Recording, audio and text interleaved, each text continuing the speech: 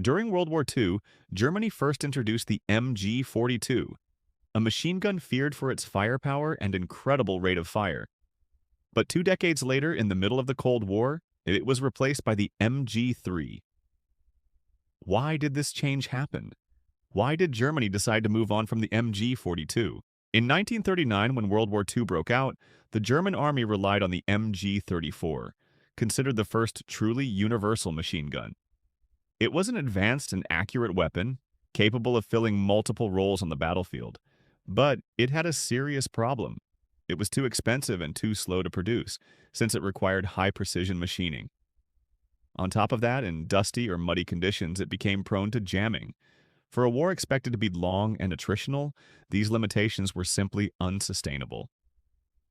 In 1942, as a solution to those issues, Germany introduced the MG-42. The goal was clear: cut costs and production time, build a weapon that could handle intensive use, and still deliver more firepower than any enemy weapon. The new design leaned on industrial simplicity.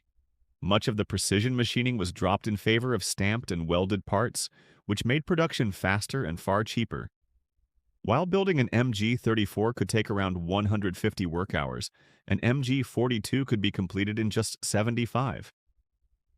Thanks to this, even non-specialized factories like those making cars or bicycles could help manufacture it. In terms of performance, the MG-42 fired the standard German 7.92 by 57mm Mauser cartridge at a staggering rate of 1,200 to 1,500 rounds per minute, an incredible figure for its time. That speed created a terrifying, continuous sound that earned it a chilling nickname among Allied troops: Hitler's buzzsaw.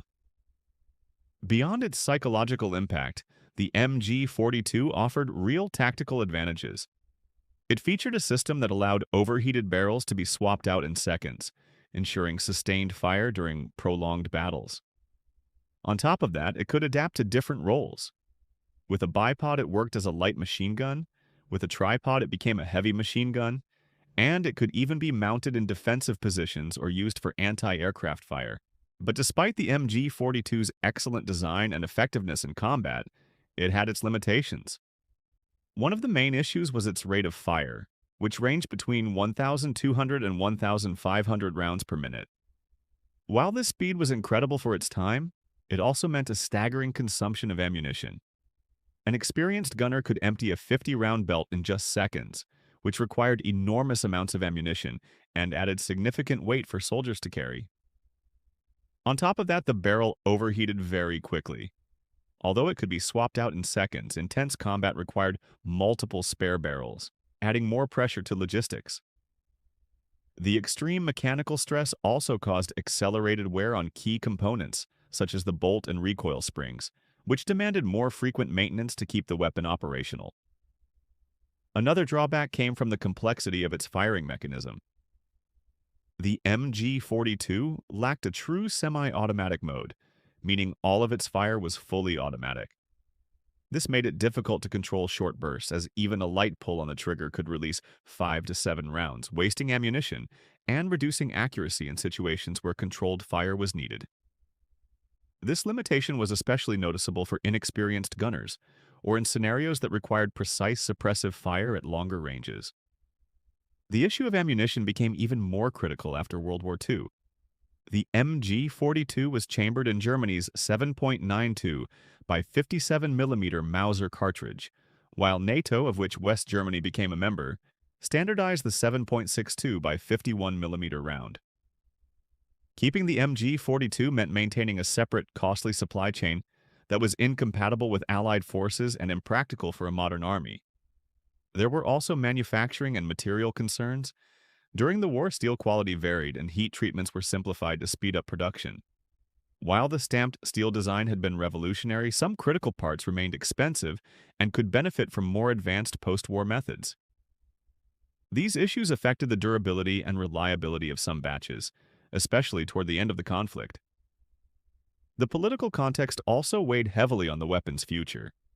The MG-42 was a powerful symbol of Nazi Germany, and for the newly formed Bundeswehr, adopting such an iconic Wehrmacht weapon posed an image problem and made it harder to break with the past.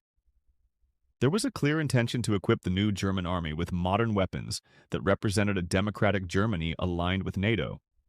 Finally, the MG-42 presented practical limitations for certain roles. Its design was not ideal for coaxial mounts in armored vehicles or for use in confined spaces. The original tripod, the Lafette 42, was heavy and complex, perfect for sustained fire but ill-suited for the more mobile doctrines that began to shape warfare in the post-war era. To solve the problems the MG-42 faced in the new post-war context, Germany decided to modernize its most iconic weapon, instead of designing a completely new model. The manufacturer Rheinmetall took the battle-proven design and adapted it to new standards, creating the first iteration known as the MG-42/59 in 1958. Shortly after, the weapon received its definitive name, MG-3. The philosophy was clear: keep what worked, about 95% of the original design, and only change what was necessary to fix issues of logistics, control, and compatibility. The most important change was ammunition. The MG-42 fired the German 7.92 by 57mm Mauser cartridge, which was no longer compatible with NATO standards. The MG-3 was rechambered for the 7.62 by 51mm NATO round, the standard adopted by the US, the UK, and other allies. This allowed West Germany to share ammunition with the rest of NATO, greatly simplifying logistics and ensuring full interoperability with the G3 battle rifle. The new cartridge offered performance similar to the 7.92 Mauser, maintaining stopping power and effective range. Key technical changes were also introduced to improve control and reliability. The MG-42's excessive rate of fire was reduced by using a heavier bolt and a spring buffer in the recoil system, bringing it down from 1,200 to 1,500 rounds per minute to about 1,100 to 1,200. This allowed for more controlled bursts, lower ammunition consumption, less overheating, and reduced mechanical wear. Higher quality steel and improved heat treatments were used for critical components, and while stamped parts remained, they were now produced under stricter quality control. The MG-3 also adopted NATO's disintegrating M13 belt, though it could still use older German belts with a simple adjustment, ensuring compatibility across different systems. The quick-change barrel system was preserved. MG-3 barrels, though internally different, could still be swapped out in 5 to 7 seconds, just like the MG-42. Mounts and rails were updated to allow modern NATO optics and accessories, and the modified design made it easier to use as a coaxial machine gun in Leopard 1 and Leopard 2 tanks, as well as in other armored vehicles. The transition was appealing for many reasons. Ergonomics, maintenance, doctrine, and manuals remained nearly identical, saving enormous costs in training. The recoil-operated mechanism, known for its reliability, was preserved, and the MG-3 retained the overwhelming suppressive power and the iconic sound that had such a psychological effect in combat. At the same time, the MG-3 gave the Bundeswehr a new identity, symbolically distancing itself from the Nazi Wehrmacht and projecting the image of a modern, democratic army. NATO standardization also made the MG-3 attractive abroad. It was adopted by more than 30 countries, including Norway, Italy, Spain, Greece, Turkey, and Pakistan, something that would have been impossible with the original MG-42.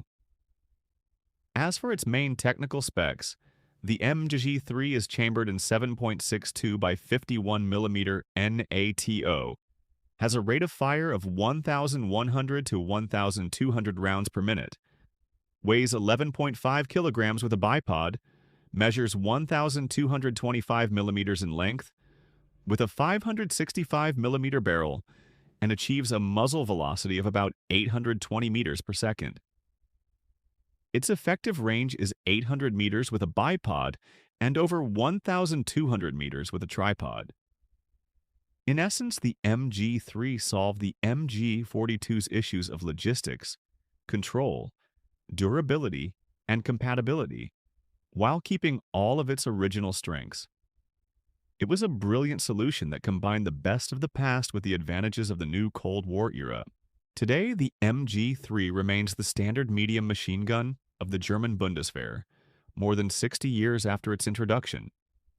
It has seen action in all of Germany's modern conflicts and peacekeeping missions, proving its reliability and effectiveness in real-world scenarios. Over 30 countries around the world have adopted or produced the MG-3 under license, including Spain, Italy, Greece, Turkey, Norway, Denmark, Pakistan, Chile, and Iran.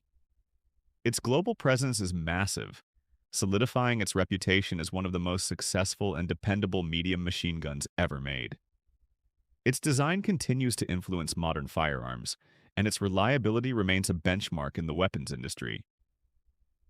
The concepts and mechanisms of the MG-42/MG-3 have inspired other general-purpose machine guns, such as the USM-60 and NATO's FNMAG/M240. The MG-3 is still in active service in many Bundeswehr units and allied armies worldwide, particularly in infantry, armored, and support roles. Its distinctive sound and firepower remain symbols of suppressive strength. The legacy of the MG-3 is enduring. Its design proves that a total war weapon, properly updated, can stay relevant for decades, adapting to new doctrines and standards without losing its original essence. And that's it for today. I hope you enjoyed the video. If you did, don't forget to give it a like and subscribe. See you in the next video.